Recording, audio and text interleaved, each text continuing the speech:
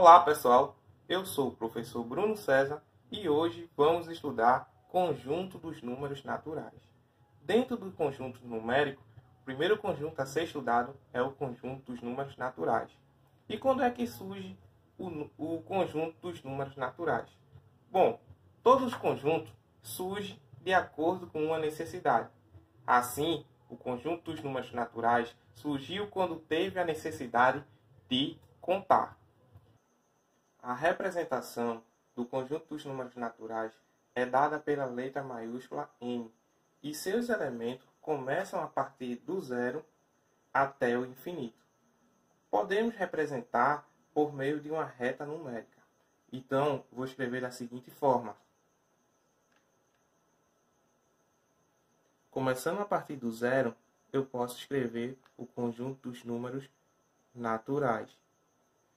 E esse número, ele vai crescendo até o infinito. Assim, eu posso dizer que o conjunto dos números naturais não negativos, e se eu quiser restringir o zero, eu posso escrever da seguinte forma. N asterisco, estou restringindo o zero. E posso escrever da seguinte forma, começando a partir do 1. Já que o zero, como coloquei o asterisco, não pode ser escrito. Então, aqui está o conjunto dos números naturais não nulos, porque eu retirei o zero. No conjunto dos números naturais, eu tenho os subconjuntos. São vários subconjuntos, mas vou representar apenas alguns. Conjunto dos números pares. Então, eu posso escrever da seguinte forma, começando a partir do zero, os números pares, e vai até o infinito. Conjunto dos números ímpares. A partir do 1, 3, 5, 7, escrevo apenas os números ímpares. E esse conjunto vai para o infinito. Lembrando que todo conjunto ele é subconjunto dele mesmo. Assim, o conjunto dos números naturais é subconjunto dele mesmo. Ainda eu posso citar exemplos de outros subconjuntos dentro do conjunto dos números naturais, como, por exemplo, o conjunto dos números primos, conjunto dos números compostos, justamente números que não são primos. No conjunto dos números naturais, todos os elementos têm seu sucessor e seu antecessor, exceto o zero. Então, como não tem nenhum número antes do zero, então ele é a única exceção. Então, exceto o zero, todos os elementos do conjunto dos números naturais têm seu antecessor. Antecessor é justamente o elemento que vem antes. Então, vamos lá. Se eu tenho o elemento 4 e eu quero saber quem é o antecessor de 4, é justamente o elemento que vem antes de 4. Então, logo, o elemento que vem antes de 4 é justamente o elemento 3. Assim, no sucessor, é justamente o que vem depois. Então, qual o elemento que vem depois de 5? Então, vamos lá. Se é o sucessor, o que vem depois de 5 é justamente o 6. Ainda no sucessor, eu tenho a seguinte condição. Um número natural e seu sucessor são chamados de quê? Consecutivos. Então, vamos lá. Eu quero saber quem é o sucessor de 5. 6. Quem é o sucessor de 6? 7. Quem é o sucessor de 7? Justamente o número que vem depois, 8. Assim, eu posso dizer que esses números são consecutivos. O conjunto dos números naturais permite a aplicação de todas as operações matemáticas, agora com as seguintes condições. Então, vamos lá.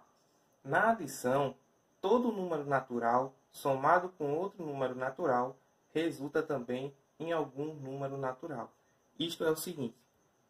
se eu tenho A natural somado com B natural, vai resultar em um número C natural. Por exemplo, se eu tiver 2 natural mais 3 natural, vai resultar em 5, um número natural. Na subtração, um número natural subtraído de outro número natural resulta em um número natural. Agora, qual a condição? A condição é o seguinte: se o primeiro número for maior que o segundo número. Então, isto será possível dentro do conjunto dos números naturais. Se A for maior do que B, então eu posso subtrair no conjunto dos números naturais. Então, por exemplo, se eu tenho 5 menos 3, observa, 5 maior do que 3. Então, eu posso realizar a operação subtração dentro do conjunto dos números naturais. 5 menos 3, logo vai resultar em um número natural 2. Então, por que eu não posso realizar subtração em que o primeiro elemento seja menor do que o segundo elemento? Porque o resultado não vai dar um número natural. Vamos lá. Na multiplicação, o produto de dois números naturais é sempre um número natural. Então, observa aqui o exemplo. Se eu tenho A natural multiplicado por B natural, vai me resultar um número C natural. Ou seja, se eu tenho 2 natural multiplicado por 3 natural, vai sempre resultar um número natural.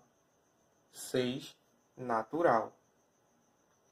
Na divisão, eu posso realizar essa operação com a seguinte condição: o quociente de dois números naturais será um número natural, desde que o dividendo seja múltiplo do divisor. Ou seja, na divisão eu tenho o seguinte: eu tenho o dividendo, que eu vou representar por D maiúsculo, eu tenho o divisor, eu tenho o quociente e eu tenho o resto dessa operação. Então, a condição é justamente a seguinte, que o dividendo tem que ser múltiplo do divisor. Então, vamos lá. Se eu tenho a divisão da seguinte forma: 10 dividido por 5. O dividendo ele tem que ser múltiplo justamente do divisor. Então, 10 é múltiplo de 5. Então, logo, aqui eu posso realizar a divisão dentro do conjunto dos números naturais.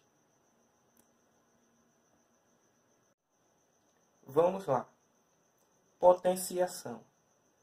A potência de um número natural será sempre um número natural se o expoente for um número natural. Mas para isso, temos que entender uma coisa. Na potenciação, eu tenho a base, eu tenho o expoente e eu tenho justamente a potência. Então, observe o seguinte. Aqui é a minha base. Aqui é meu expoente. E aqui é justamente a minha potência. Então, posso realizar essa operação desde que o meu expoente seja sempre um número natural. A radiciação. A raiz de um número natural será também natural desde que o radicando seja potência de algum número também natural. Isso também depende do índice. Então, para exemplificar isso, vou escrever uma raiz. ela tem um índice, que eu vou chamar de n. Eu tenho o meu radical, eu tenho o radicando e eu tenho a raiz, que é justamente o resultado. Mas será possível, desde que o radicando seja a potência de um número natural, ou seja, o radicando seja a potência de um número natural. Isso também depende do índice. Como assim, Bruno? Vamos lá. Se eu tenho raiz